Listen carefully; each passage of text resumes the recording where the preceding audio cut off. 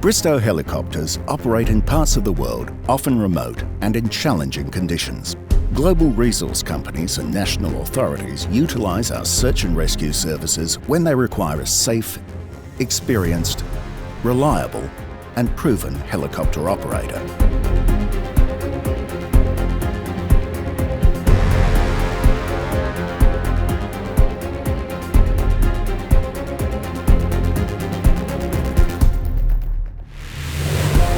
In challenging conditions, they call upon our search and rescue services across the different continents, including those within the Asia-Pacific region, to provide confidence in flight.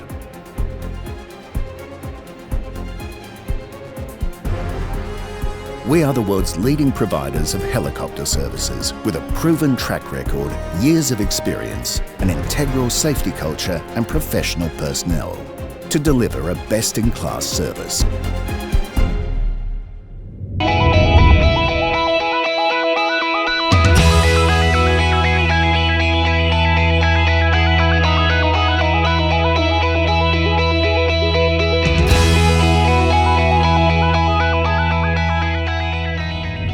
When I first met Alan Bristow, or Mr. Bristow, as we called him, he was the true entrepreneur who flew aircraft for the British Royal Navy during World War II. You know, when Mr. Bristow came into the room, you felt his immense presence.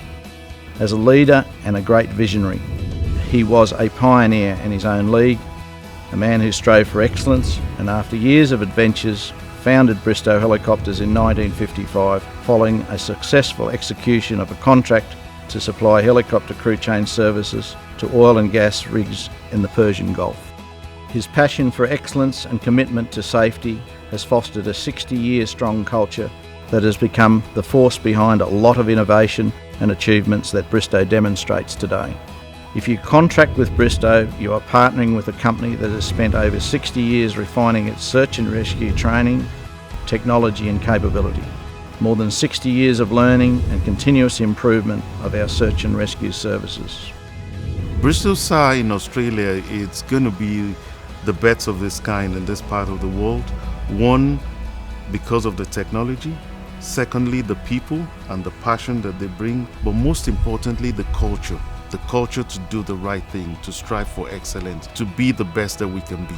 To date, globally, Bristow have conducted over 56,000 search and rescue flight hours, performing operational rescues, and conducted more than 18,750 search and rescue missions, during which more than 9,650 people have been rescued by Bristow crews and helicopters worldwide.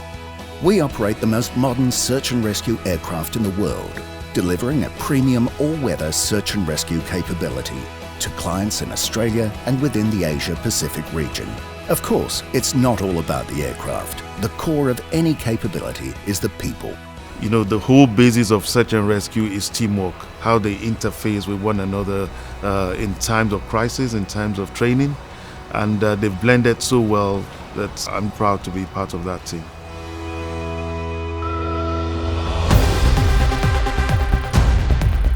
Crews such as Search and Rescue Manager Mike Nelson. Mike is an ex-military instructor pilot who spent over 10 years flying helicopters for the Australian Defence Force and has now been with Bristow Australia for 15 years. He is just one of our many experienced and dedicated pilots who have done countless hours of flight training in an array of conditions, allowing Bristow to provide an assured service.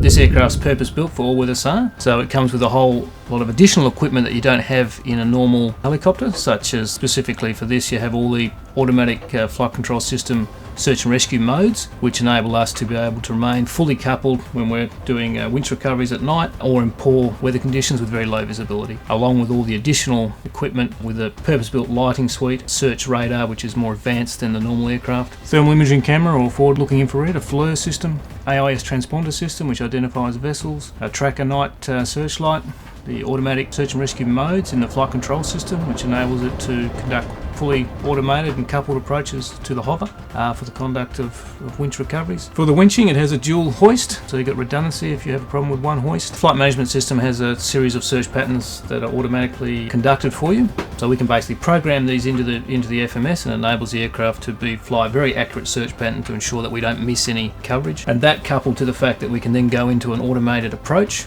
down to a minimum of a 50-foot hover at night or in bad weather, enables us to break away from a search pattern and conduct, we use a mark on top which will fly itself into wind, position itself 50 metres to behind and 50 metres to the left of the target, and then we can investigate what it is, and if it's not what we're looking for, we simply press depart, resume the search, and we go back into the search pattern exactly where we left off. In this aircraft we have a larger centre screen. We can also bring up the hoist camera so we can see what's happening below us, what's happening with the winchman, how the winch is proceeding, and we can also bring up the FLIR camera onto that screen as well, and to get an idea of what the guys are seeing on the console screen in the back. And additionally, it has a moving map, which is very useful because we can scale in and scale out. You can navigate on that map down to street address level. It's undoubtedly the most advanced civilian search and rescue helicopter in Australia.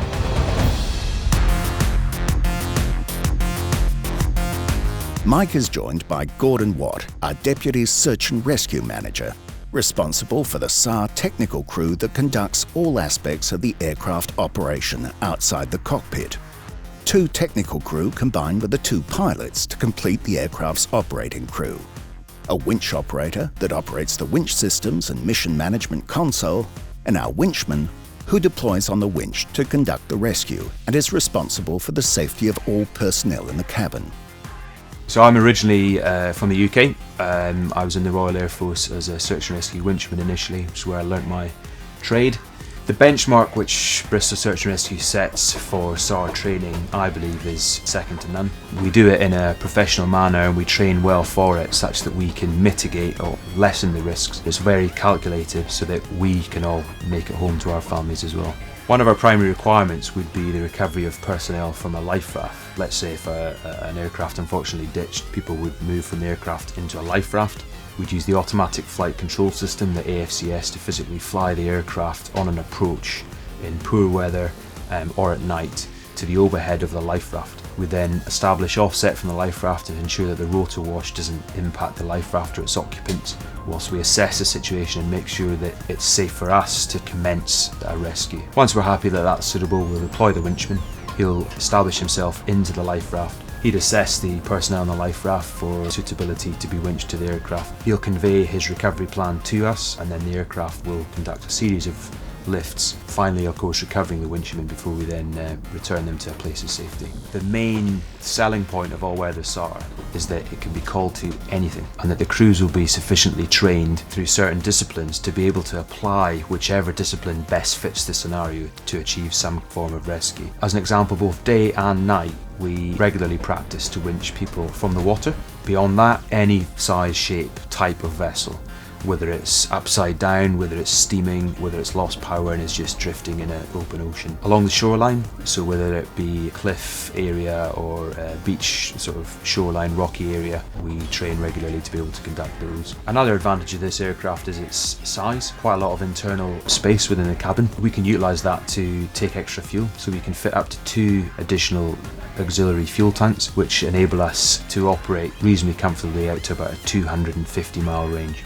The Australian Search and Rescue region is one of the largest on the planet. The vast majority of that is actually water, and it can't be reached by any one asset. Bristow Helicopters, in conjunction with Sikorsky, came up with the design and layout for this aircraft. It was factory built by Sikorsky in the United States, which is exactly why this is the aircraft that we require to conduct search and rescue operations in Australia today. And there is our winchman, such as Damien Baxter. His job is to venture from the aircraft into what can often be a hostile environment, to safely execute the rescue of those in distress. He knows firsthand how a problem-solving and common-sense approach can save lives. He is a man who has to make good decisions quickly. Stepping out that door and going down the wire, really everything that's on my mind at that point is the survivor, how I'm going to effectively rescue the survivor. There's no room for anything else to be in my mind at that point. That's the sole responsibility. That's what I've got to be thinking about. So it's what I'm going to do when I reach the survivor, how I'm going to get them out of there safely. The training I've received from Bristow has made me really confident and ready for the job. Whenever a search and rescue helicopter takes flight, an array of support functions has been undertaken by numerous Bristow personnel to ensure a safe and efficient life-saving service is delivered. Bristow's all-weather search and rescue service is available in Australia and within the wider Asia-Pacific region. When you need us, we are there for you. You know, the search and rescue service is a service that you pray you never need, but it's a service that the day you need it, you're grateful that it's there. If we can save one life, just one life, on the back of all the training, on the back of what we're putting here together, we would have achieved our objective.